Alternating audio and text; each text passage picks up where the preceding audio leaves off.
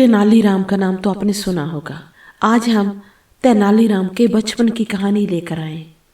बचपन में जब तेनालीराम को माँ काली के दर्शन होते हैं, तब उसके और माँ काली के बीच में क्या बातचीत होती है और माँ काली तेनालीराम को क्या आशीर्वाद देती हैं, जानते हैं आज की कहानी में।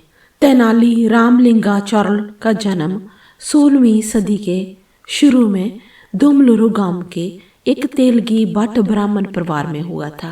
हालांकि एक लोकप्रिय धारणा के अनुसार उनका जन्म तेनाली नामक गांव में हुआ था।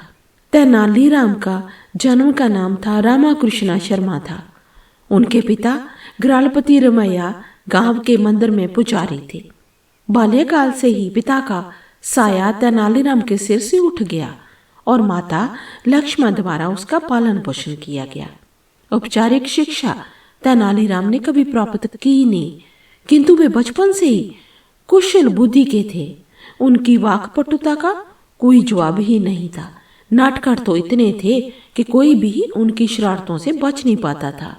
एक दिन तेनालीराम की भेंट गांव के एक ज्ञानी संत से हुई।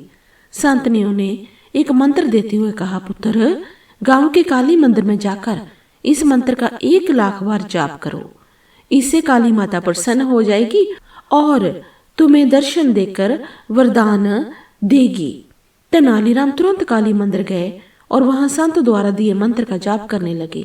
जैसे ही 1,00,000 जाप पूरे हुए, काली माता अपने 100 मुख के भयंकर स्वरूप में उनके सामने प्रकट हुई।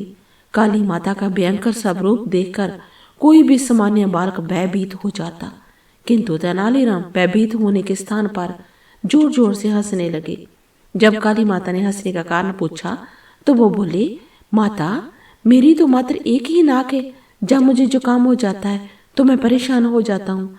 आपके तो 100 मुख होने के कारण 100 नाक हैं और हाथ मात्र 2। मैं सोच रहा हूँ ऐसे ही में आप क्या करती होगी।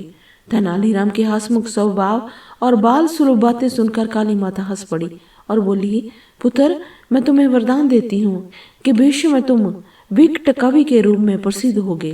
तुम्हारी बातें हर किसी का मनोरंजन करेगी। वो तो ठीक है माता, लेकिन इससे मुझे क्या प्राप्त होगा? आप मुझे कोई और वरदान दीजिए, तेनालीराम बोले। तब काली माता हाथ में 2 कटोरे लेकर तेनालीराम से बोली, पुत्र, इन 2 कटोरों में से एक में ज्ञान है और दूसरे में धन है। मैं तुम्हें दोनों में से एक चुनने का अवसर प्रदान करती हूँ। काली माता की बात सुनकर तेनालीराम सोचने लगे, जीवन में ज्ञान और धन दोनों ही आवश्यक हैं। यदि दोनों ही वरदान मिल जाए तब कोई बात है। तेनालीराम को विचार मात्र मगन देखकर काली माता बोली, क्या बात है पुत्र, किस कटोरे का चुनाव करना है? जी समझ नहीं आ रहा। ऐसी बात नहीं है माता, चुनाव करने के पहले मैं बस एक बार दोनों कटोरे अपने हाथ में लेकर देखना चाहता हूँ, तेनालीराम बोले। काली माता ने जैसे ही दोनों कटोरे तेनाली के हाथ में दिए, तेनाली ने झटपट दोनों कटोरों को मुंह में लगाया और गटक गए। इस तरह अपनी बातों में उलझाकर उन्होंने काली माता से दोनों वरदान प्राप्त कर लिए। माता, क्षमा करना, जीवन में ज्ञान और धन दोनों ही आवश्यक है, इसलिए मैंने दोनों ही ले लिए। जब तेनालीराम ने भोलेपन से ये बात कही तो काली माता हंसने लगी। पुत्र, मैं तुम्हें दोनों वरदान देती हूँ।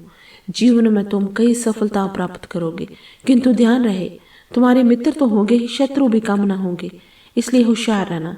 इतना कहकर काली माता अंतर ध्यान होगी। आगे चलकर तेनालीराम विजयनगर के राजा कृष्णदेव राय के प्रिय मंत्री बने। उन्हीं लोगों का बहुत स्नेह प्राप्त हुआ और धन संपदा की कोई कमी न हुई, किंतु उनके जीवन में शत्रु भी बहुत रहे जो उनके विरुद्ध षड्यंत्र रचते रहे। तेनालीराम भी अपनी चतुराई से सदा उन्हें मात देते रहे।